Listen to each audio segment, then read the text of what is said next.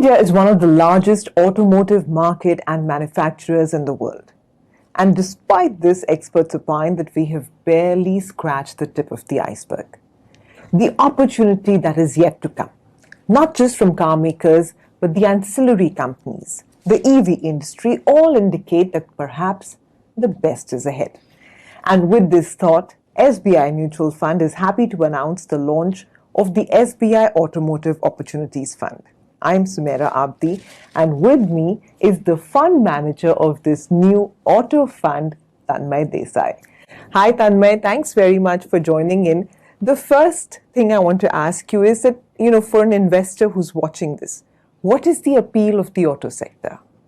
I think automotive industry is an excellent proxy to play the India growth story, and the two factors that appeal the most to us are the underpenetration across vehicle categories as well as the affordability factor. When we talk about the underpenetration across vehicle categories in India, the market is quite underpenetrated, and a comparison that we can do of India versus some of the other economies like China and South Korea suggests that today India is where they were just prior to the hypergrowth phase. At the same time, when we are comparing the per capita disposable income, it has grown much faster than the pace of growth of the realization both across passenger cars as well as across the two-wheeler segments, clearly indicating that the affordability factor is far better today, not only allowing the consumer to uptrend in terms of his purchase, but also allowing the automobile company to do business in a far better fashion. So basically people are earning more and they're buying more expensive cars, right? Correct. Okay, but this whole automotive theme, how are you looking to play it in its entirety? Right. So, when we think about automotive, there are four broad buckets for us to highlight within which we see the opportunities to evaluate companies and invest. The first is the original equipment manufacturers, which are OEMs, and that comprises of all the vehicle categories, which is two-wheelers, passenger cars, as well as commercial vehicles and tractors. Within this, we try to strike a fine balance between the long-term growth opportunity in the sector as well as try to play any cyclical uptrends if there are. The second bucket, of course, is the auto component space, where we see tremendous opportunity simply because the component guys are not only exposed to a single OEM, but number of OEMs, number of segments, number of components, as well as number of technologies, offering a very diversified and a high growth opportunity for companies to grow. The third is, of course, the EV ecosystem. The EV ecosystem is coming up pretty nicely in India as we speak. There has been quite a bit of government support out here in terms of schemes like FAME as well as PLI, and we are observing the penetration levels to kind of increase in the AV space. Lastly, I would like to talk about the export opportunities. Today, the competitiveness of India on a global landscape has significantly improved. The labor cost, the power cost is lower in India than some of the developing as well as developed economies. The raw material procurement is also better in India today, and importantly, the regulations in India on the automotive side is at par with what it is globally, thereby allowing companies to invest on a larger scale, not only to cater to the domestic opportunity, but also for the export opportunities. So you don't have to set up plants entirely for exports separately, right? Now it's a combined model. But, this is not a new theme, right? India has been an auto lovers and, auto manufacturing market for so long. So why now? I mean, why should an investor look at putting money in the auto theme today?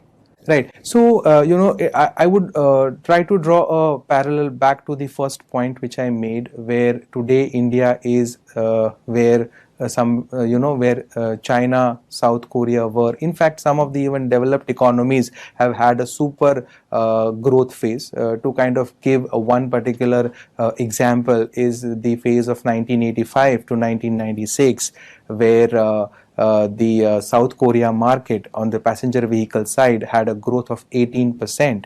And at that moment, at the start, the per capita income was at around $2,500, precisely what it is in India at this point in time. There is no particular right or apt time to invest in the automotive space, and there is proof in the returns that the broader indices within automotive space, which has delivered 18% CAGR over the last 2 decades, and we can break that into various time frames, and it has delivered very good returns. So if one does have the scope to remain invested for a longer period of time, then one can very beautifully capture the various cycles within the automotive space. Understood. An idea whose time has come. Yeah. Okay. So we know that this is a thematic fund. We know it will be actively managed. And we know that you're looking at bottom-up stock selection. But besides that, what is your investable universe? Right? How exactly are you going to narrow down stocks? Right. So the way we have computed the universe broadly comprises of around 130 to 135 stocks. About 20 of them are the original equipment manufacturers, and more than 100 are the auto component guys or the other addressable subsectors in which we can invest in. Speaking about stock selection, as you rightly pointed out, there is a bottom-up approach to it, but we will have a top-down approach to catch the economic trends and the penetration levels for the various subsegments in the right context, and within that we will tend to have a bottom-up approach where we tend to select companies which have high growth potential, which have the ability to build brands both on the OEM side as well as on the ancillary side, companies which are able to adapt to the evolving auto landscape, which has been changing quite dramatically with the way we have seen the EV penetration and the other technologies, along with the basic hygiene that we have of selecting companies with good earnings quality, good cash flows, as well as the healthy return profiles. Okay, and Tanmay, how investors have expectations from their fund managers.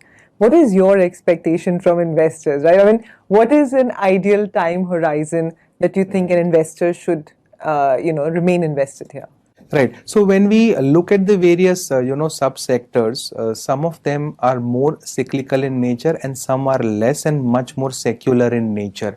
But the correct answer to your question is an investor should look at trying to capture the various cycles within the automotive space, and in that context we believe a minimum of 3 to 5 year kind of a time horizon is critical, essential for investors to kind of capitalize on the promise that the sector has in the medium to long term. Yeah, and preferably always longer, right? Yeah. All right, Tanmay, all the very best. Thanks very much.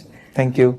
The NFO will remain open between 17th and 31st of May. You can start your investment with a monthly SIP of 500 rupees and a minimum lump sum application of 5,000 rupees. Do remember to contact your investment advisor or mutual fund distributor for more information on this new fund. Thanks for watching and happy investing. Mutual fund investments are subject to market risks. Read all scheme-related documents carefully.